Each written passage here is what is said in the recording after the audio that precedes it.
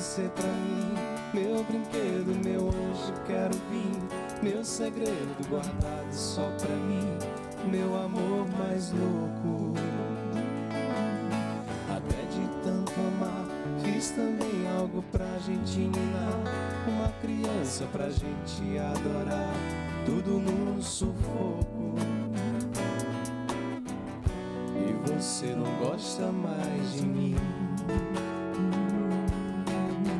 vem dizer que eu não soube dar amor e achar que a vida é mesmo assim. Cada um pega um barco sofredor. Meu baião, coração, arranca essa dor do meu peito pra eu não chorar. Meu baião, coração, arranca essa dor do meu peito pra eu não chorar. Não chorar. Lucas e Rômulo assinando a nossa trilha sonora essa semana do Falando Nisso. Muito talento, né, dessa dupla, junto com o Pedro e o The Johnson. The Johnson. Exato. Quero saber de onde é que veio esse nome, viu, na nossa entrevista. Mas olha, agora é hora de saber da doutora Vanessa Moura. Ela é psicóloga, ela está à frente de um projeto interessante, curioso e já com resultados aqui nos presídios do nosso estado, que é o projeto Leitura Livre. Existe desde março e a gente vai conversar com ela para entender um pouco mais da percepção dela em relação a projetos dentro dos presídios, principalmente projetos voltados para a produção e literatura, produção de literatura, leitura também, é um projeto bem interessante. Eu falava no início do programa que o mundo discute hoje a questão do abolicionismo penal. Nós estamos encarcerando as pessoas, mas sem resultado algum. Qual seria a alternativa? Esses projetos dentro dos presídios, eles surtem resultado? De que forma e por quê?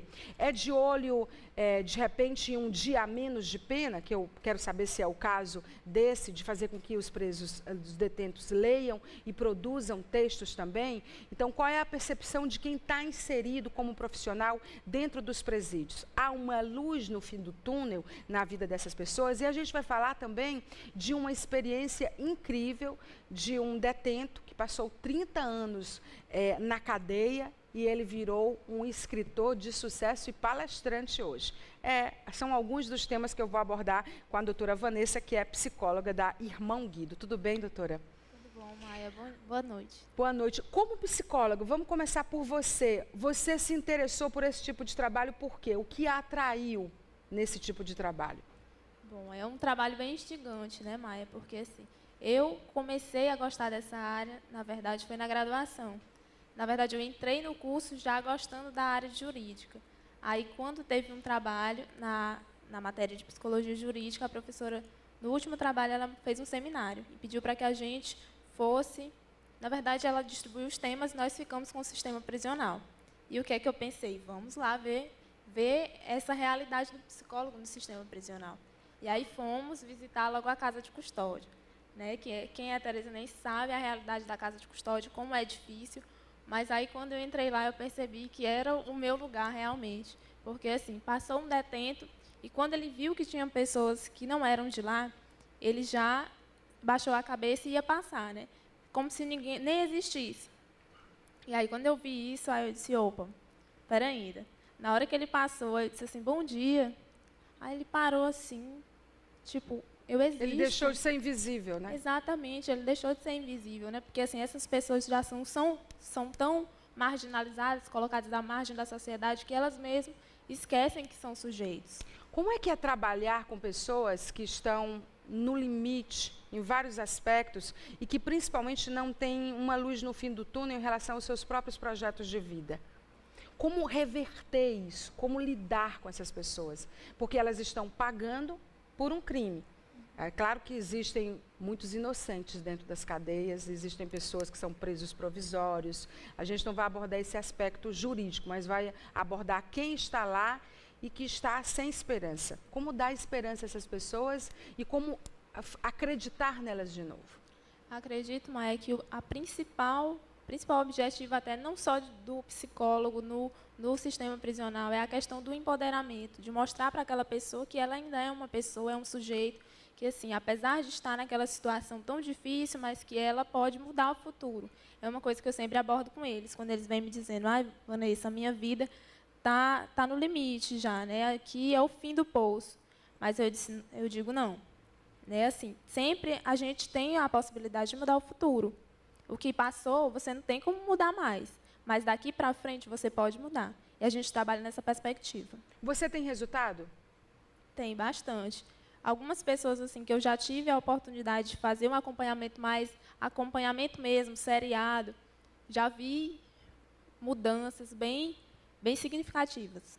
Porque o Brasil não tem pena de morte, mas tem um sistema prisional absolutamente letal. É uma condenação sob todos os pontos de vista que não recupera. Você acredita, como psicólogo, na recuperação de detentos? Acredito. Dentro da estrutura que nós temos hoje nos nossos presídios? Isso aí, eu acredito que existe a possibilidade, mas assim, quando se dá aí um ambiente que proporcione isso. Se você só encarcerar uma pessoa num sistema prisional como é o nosso, piauiense, não só piauiense, brasileiro, né, como você mesmo falou, é um ambiente, um sistema prisional falido. Né? Se você só enclausura uma pessoa, não tem como ela sair de lá melhor. Você está à frente desse projeto, que é o projeto Leitura Livre. Como é que ele acontece dentro dos presídios? Da seguinte forma, o interno interessado em participar, ele recebe um livro, passa 30 dias com esse livro, faz uma resenha. Se essa resenha for aprovada por uma banca da Secretaria de Educação, ele consegue o benefício de 4 dias de remissão. 4 dias, 4 dias de remissão por resenha. E quem produziu mais de olho nessa remissão ou de olho no próprio trabalho? Mas eu acredito que a maioria é motivado pela remissão, quer dizer, 4 dias a menos na pena. Tem gente produzindo muito, eu imagino. Quem produziu muito, produziu quantas resenhas nesse período de março para cá? Como a gente está no início ainda, estava ainda num processo de implantação realmente, e a gente estava vendo ainda, não tem como eu te dar uma base. Elas precisam ter qualidade na hora de serem avaliadas? Precisam. Por isso que a gente está até querendo fazer algumas oficinas para ensinar para eles como é uma resenha, porque não é qualquer resenha que é aceita. Né? Tem que seguir todas aquelas regras, aquelas normas para que seja aceita. Numa entrevista com o desembargador Francisco Paes Landim, que foi corregedor de justiça no nosso estado, do CNJ, ele nos disse que o que nós já sabemos, mas dito assim com uma maneira tão contundente, chama a atenção. 100% da população carcerária do nosso país são de pobres, negros e pessoas absolutamente sem condição, sem qualificação acadêmica. Como produzir uma boa resenha sem qualificação acadêmica? Quando eu falo de acadêmica, eu não estou falando de universidade. E aí eu te pergunto, qual é o perfil de ensino dos nossos detentos hoje no Estado? Pois é, a grande maioria, Maia, eu lhe falo, infelizmente, que é realmente essa informação aí que você tem. São pessoas com baixa escolaridade, são pessoas que, na maioria das vezes, só sabem escrever seu nome. Mas tem alguns ainda que eles já têm até um ensino médio, por aí, que já conseguem ter uma noção maior. Mas é por isso também que entra a questão da oficina que a gente vai fazer para profissionalizar, entre aspas. Para qualificar. Exatamente. Quais são os livros que eles fazem resenhas? Então, são livros literários de todos os gêneros que você possa imaginar, de romance, ficção, drama, tudo. Livros brasileiros, de produção literária brasileira? Vocês tiveram lá a experiência do Luiz Alberto Mendes, que escreveu já 2 livros. Ele é de São Paulo, né? 5 livros no total. Ele é de São Paulo, não é isso, doutora? Paulista. Me conta um pouco a história dele, enquanto a gente mostra os livros. Então, o Luiz Alberto, ele esteve aqui com a gente numa oficina literária na penitenciária Irmão Guido e na penitenciária feminina. E ele é uma pessoa que estava envolto realmente no mundo da criminalidade. O Luiz Alberto, ele cresceu num ambiente altamente hostil dentro de casa. O pai bebia, era alcoólatra, e batia nele bastante. E aí ele se viu numa situação onde ele teve que sair de casa. E aí, saindo de casa, para onde que ele ia morar? Na rua. E o que é que ele aprendeu na rua? A roubar para conseguir se manter. E aí teve que se virar. E aí acabou entrando no mundo da criminalidade. E aí, desde criança, isso. E foi preso inúmeras vezes. E na cadeia, ele entrou em contato com um colega de cela, inclusive, que ele tinha um nível cultural, vamos colocar assim, maior. E ele gostava muito de ler. E aí eles entraram em contato e passou esse gosto aí para o Luiz Alberto. Quanto tempo ele ficou 30 preso? anos. 30 anos. Qual o crime que ele cometeu? Latrocínio, homicídio, tudo nessa... E ele cumpriu a pena toda, ele começou a escrever dentro do presídio, ele foi beneficiado com a redução da pena por conta da produção literária? Foi. E, inclusive, esse daí, o Memórias de um Sobrevivente, ele escreveu enquanto estava encarcerado. E ele fez uma palestra aqui dentro desse projeto, foi isso? Isso, uma oficina. Uma oficina. Como que funciona essa oficina dele? Então, as oficinas que o Luiz Alberto ministra ao longo de todo o país são da seguinte forma: ele fala da sua vivência, né, porque ele tem essa questão de ver, a gente tem até aquela questão de ver o exemplo, né, de ver o modelo, que ele teve toda essa vida aí, mas ele conseguiu, através da leitura e da literatura, se salvar, como ele mesmo coloca. Ele diz assim: a leitura me salvou e está aí para salvar quem quiser. E aí ele fala num ambiente bem assim, camarada, eu diria. Né? Assim, é de ex-detento para um detento. E aí ele conversa com ele sobre essas coisas aí que aconteceram na vida dele e sobre como ele deu essa volta por cima. Ele foi inspirador, na sua opinião? Bastante. Os detentos lá. O discurso do secretário de Justiça, Daniel Oliveira, é de uma humanização do sistema carcerário. É possível isso? É sim, e é uma coisa que a gente que está muito presente. Eu sei que é necessário, não sei se é possível.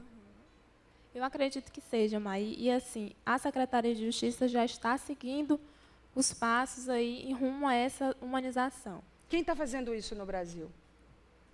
Que está fazendo com êxito de humanizar o sistema carcerário? Nós temos um modelo disso que vocês estão adotando na medida em que implantam projetos como esse? Sul e Sudeste são referência, né? A gente já tem esses projetos aí de leitura, esses projetos de trabalho, todos no Sul e Sudeste funcionam muito bem.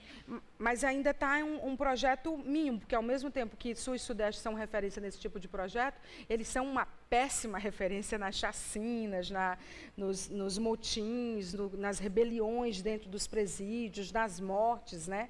Quer dizer, também, no contraponto, isso também é muito forte. Quer dizer, é uma gotinha que existe no meio desse mar de sangue.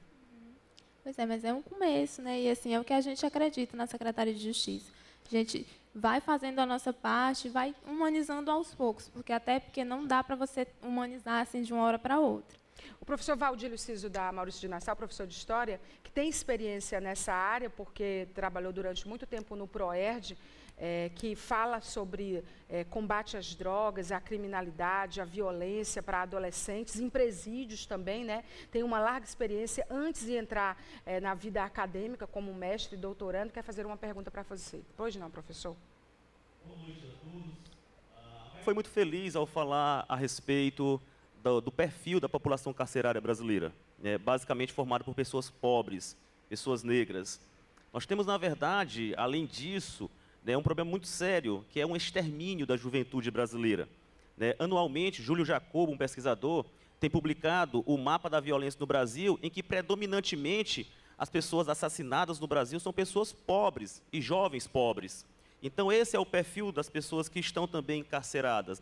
Você falou muito bem, não existe a pena de morte legalmente no Brasil, mas existe sim no Brasil, diariamente, execuções sumárias das juventudes. Em Teresina, isso está muito crescente atualmente, apesar de existirem iniciativas interessantes nesse sentido, que buscam, pelo menos, minimizar as mazelas no que diz respeito à população pobre no Brasil. Não é à toa que o Estatuto da Juventude foi um dos últimos a serem votados a nível de legislação federal, porque a população que mais precisa de políticas públicas jovens são jovens pobres. Os jovens ricos... Não existe política pública, por exemplo, as pessoas ficam muito penalizadas e comovidas com a questão do usuário da droga jovem, mas não existe uma política pública para o jovem traficante de drogas.